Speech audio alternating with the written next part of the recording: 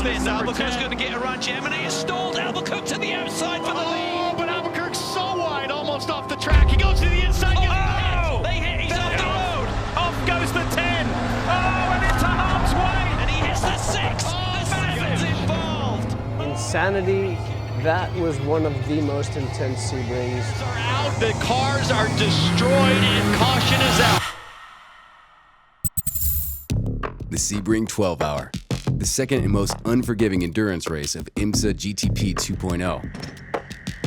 It's a tight field of prototype cars, and here in Central Florida, everyone is getting amped for the most brutal half day in sports car racing. I'm fantastic. It's race week, so there is no other place I would like to be. Right, we're at Sebring, the sun's out. Woo! But somewhere behind the smiles, teams brace for an event that never goes as planned. Winning Sebring is such a big deal, because on this old airfield, finishing it all isn't bad either. Andy, you've been racing at Sebring, I believe, since the first event. Was it 1957? You've been at Sebring seemingly your whole career, brother. Has it changed? We look at the track and it seems like it's pockmarked like the moon in some places. The cars are doing much faster lap times. So with that, you need faster reaction time. You need better planning. You need to be more precise. I'd be furious if they repaved it. I think it brings so much character to the track. We love a track that's difficult to drive on, that when you finish a good lap, you feel good about yourself, and if you do make a little mistake, there's consequences. I like it because it's an old school track where any slight mistake, you pay higher price. What you see here in Europe, you will never be okay or fine to race. It's one of my favorite tracks in North America, so definitely there's an enjoyment side of it, but you've got to take care of yourself when you get out of the car after a stint.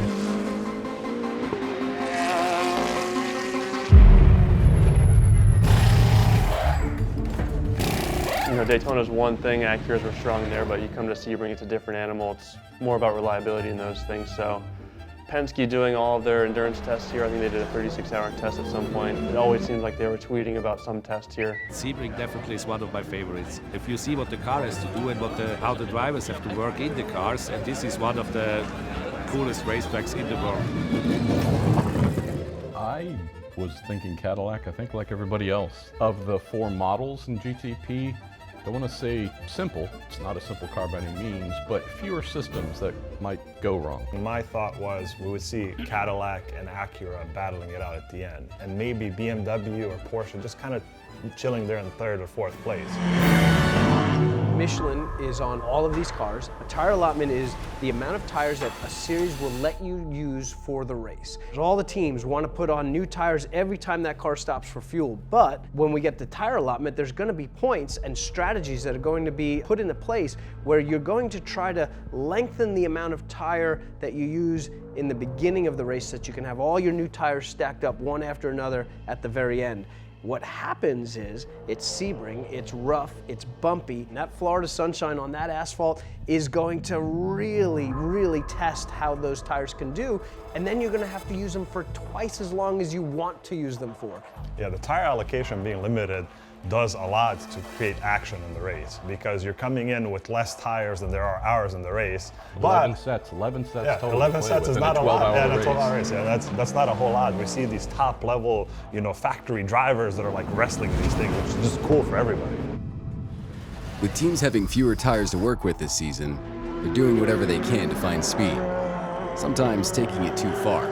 In the weeks between Daytona and Sebring, Michelin Racing gets a 200-point penalty from IMSA for manipulating tire data and is knocked out of first place. Fellow Acura team Wayne Taylor Racing is now the points leader.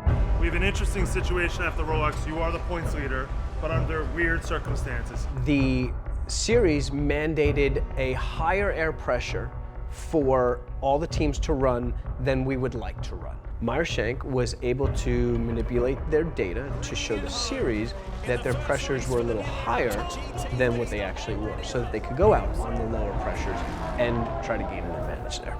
That was brought to IMSA's attention by Honda Performance Development, which oversees the Acura Motorsports program.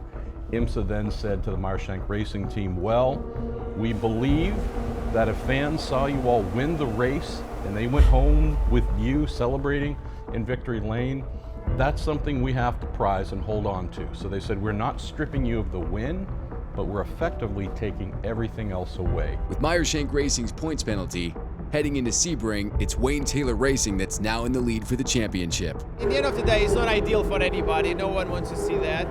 But again, it happened. We are the leaders on the championship, so unfortunately we didn't get the win. We move on. I respect everything that IMSA said and respect Acura and HPD, and you know, we just got to get on with it and go racing. This is, for us, it's none of our business. It is done for safety, kind of to protect ourselves from ourselves. From running tire pressure We'll way run too these low. really low pressures, and you'll get up on the banking and you'll be doing 200 miles an hour on a tire with 14 pounds in it when you pull out of the pits. That has potential for a complete catastrophe. We still had a great show that the fans appreciated, that opened up the GTP golden era. Yeah, it is what it is. We all push gray areas. We all play on that line, and sometimes we get caught.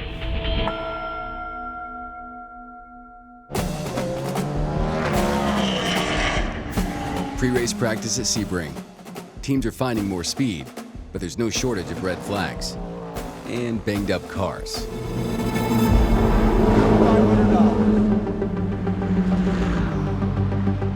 We took a step back from Daytona, where we had one car which was on a reasonable pace and one car which was slower.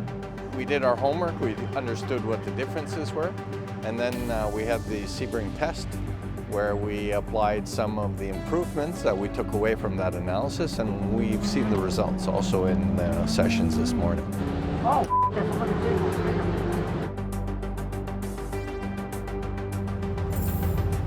As the evening practice session approaches, BMW struggles, sidelined with a technical issue. Yeah, go P0, do it one more time. Is it still coming out like it was pressurized before? Not as much as before. The first time, yes. The second and third time, not so much. BMW gets back on track quickly, hinting that the issues it had at Daytona may be behind it, and that optimizing the car is becoming muscle memory for the Rahal crew. What's the plan? Maybe fuel for 6. Have to work hard the front tires, otherwise you Both front and rear. Yeah, because you get this shattering if you don't work the front tires hard enough. Sebring qualifying. The conditions on track are perfect, but wind is a growing concern. For Porsche Penske Motorsport, eager to make up for ground lost during Daytona, the results are again unsatisfying. Down to turn 7 and into the wall. Towards the Penske. Talk about turn 1 at Sebring, that inside wall, like how do you hit the inside wall? It's super easy. When you are pushing for every little last tenth, when you are trying to place this GTP rocket through turn 1, you can miss by an inch. Pull the fuel cell open, make sure the collector mounts aren't broken inside. It's the Sebring 12 hour. Everyone wants to be on the pole there. You want to be the top dog in your team as well, so everyone's going to push the limits. Yeah, they'll have it back together by tomorrow. In all the qualifying chaos, it's Cadillac Racing that emerges triumphant. I love the track. It's always good. We always run well here as a team. Everybody executed our plan that we had, so everything worked fine. We managed to catch up on our sleep after Daytona, and then we'll.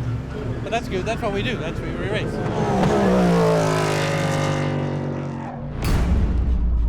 Race day at the Sebring 12 Hour. On everyone's mind, just one thing.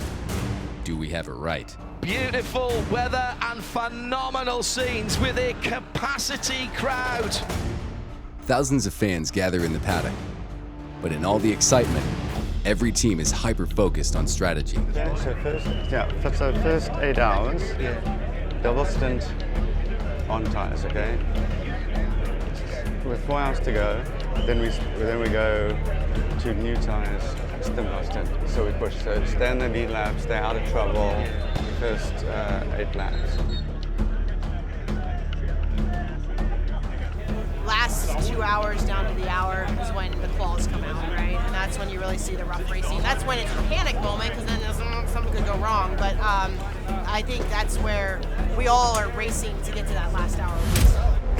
Take a deep breath. It might be the last one you get for a little while. The 71st annual Mobil 1 12 Hours of Sebring is green, green, green, and people to Ronnie It's off the line.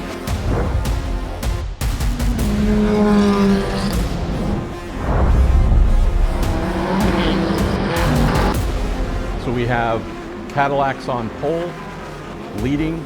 Heading into turn one, we have this lockout with Cadillac Racing.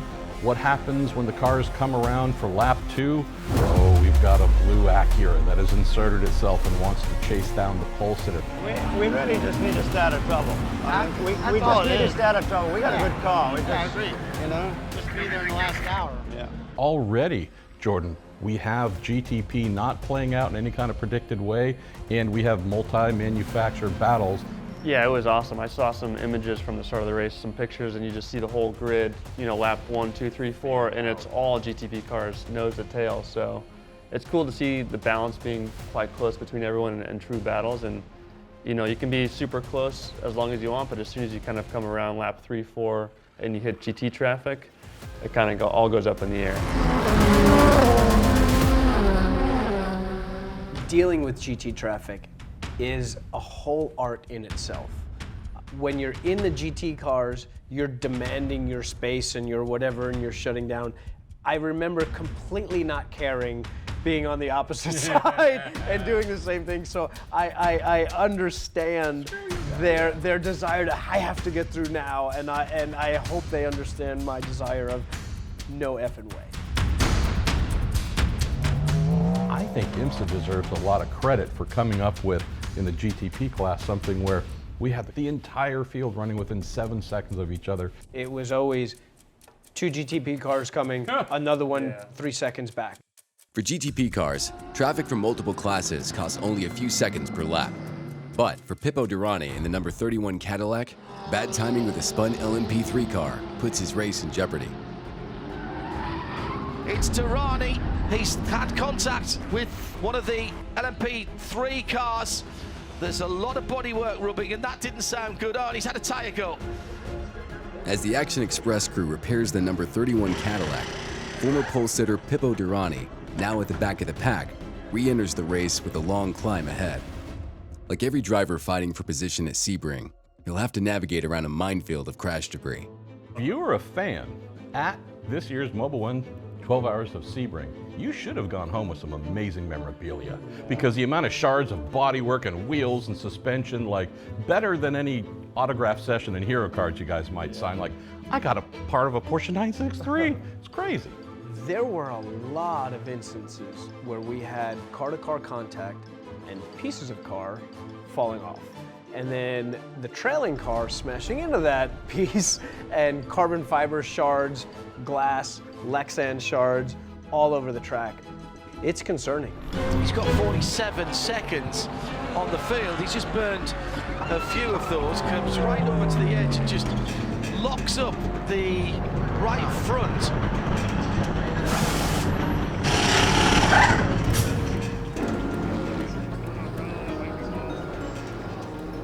Well, some teams try to stay on track for a win.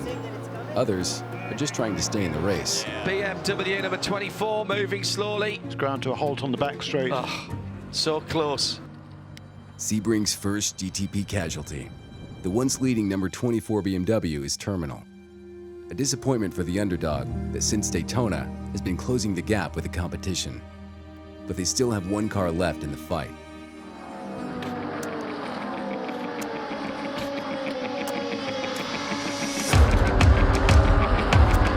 Go, go, go, go.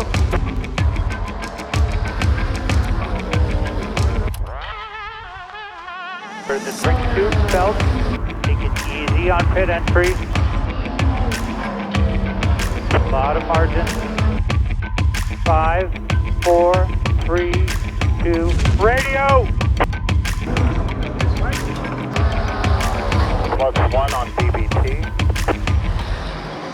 I just struggled to get the left side to work a lot because I had the safety car as soon as I put the left side on. The front, I had a bit of understeer. In GTP, what we consider corporate racing, we're using fully confidential materials, confidential rubber compounds, confidential constructions, and really the tires are not sold to the teams where the teams own them. It's part of a service agreement, a contract agreement between us and the team. Whereas in the other classes, it's a commercially available tire that anyone, including yourself, could buy right off the shelf and go out on the track.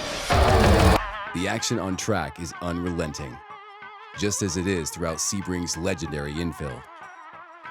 The most incredible fan experience from any track that we go to, not only in numbers, but in sheer party, like turn it up to 11, is Sebring, is the infield at Sebring, is Green Park. This is the greatest spectacle in all of motorsports. I've already said to my family at home, if I can only ever go to one race, I will come here to Sebring rather than to Le Mans. We've been to Le Mans, Spa, Sebring is the best.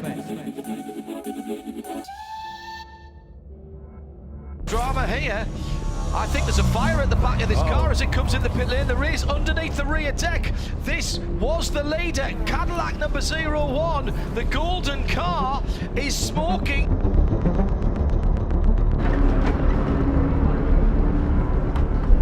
The thing, guys, with the 01 Cadillac that was leading so strong and had a unexpected fuel system misdelivery we saw in the form of smoke and maybe a little bit of flame out of the exhaust. Not only did that take away their ability to win, I don't know if I have seen a team more angry and just in disbelief than them. Brought the car back to the paddock beneath their tent, and what did they do immediately? Pull the zipper down, close it, walled themselves off. No one wanted to speak.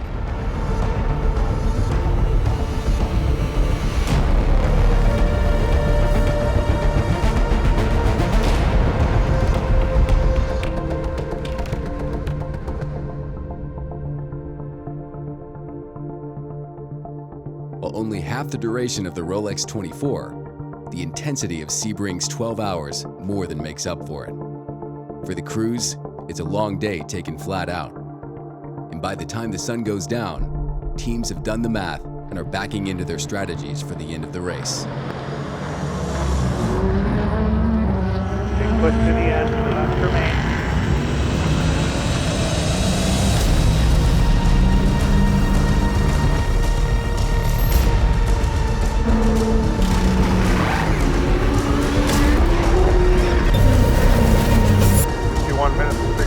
By those guys. Thank you. Yeah, stay out, stay out. Don't pass, don't pass. Get the pack.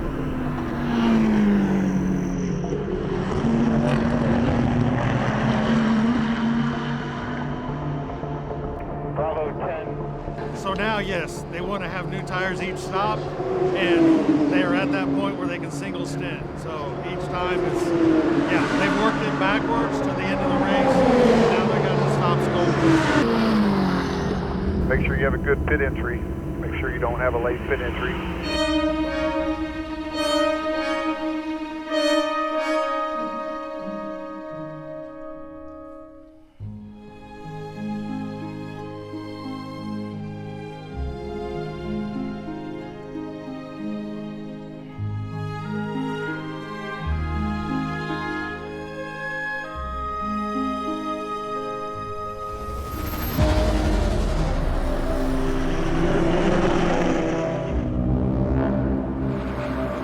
10 hours, 30 minutes in, rounding the vicious turn 16, a part failure on the number 60 Myers-Shank Racing Acura. The left rear wheel shears off. The car is sidelined.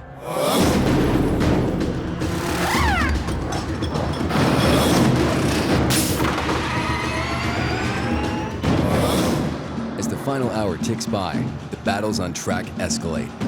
Every GTP car has taken its turn in the lead, but there can only be one winner.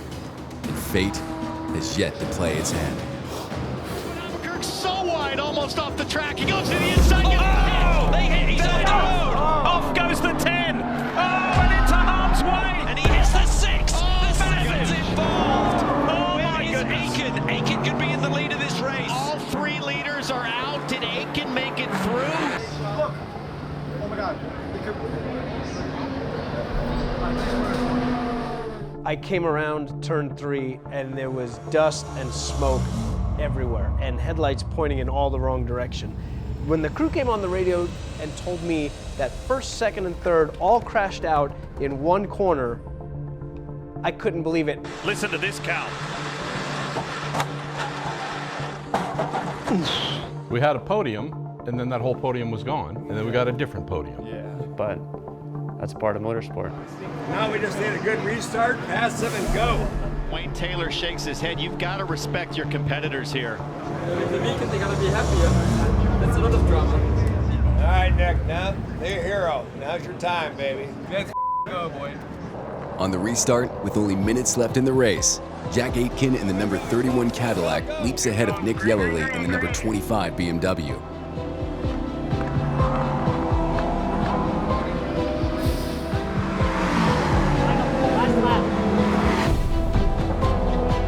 You get to get dirty today. We're signing this one. Aitken takes it home.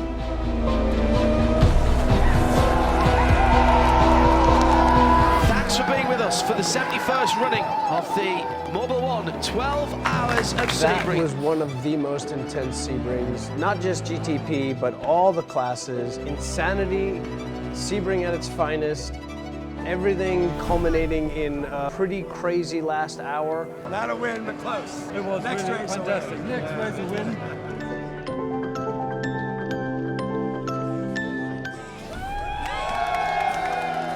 The other thing we see there now is all of the manufacturers that are participating in the GTP class now all have a podium in just 2 races. From pole position through 12 hours of bare-knuckle skirmishes and resilience in the face of setbacks, Cadillac Racing, Action Express, and drivers Aitken, Pippo Durrani, and Alexander Sims enjoy a well-earned victory.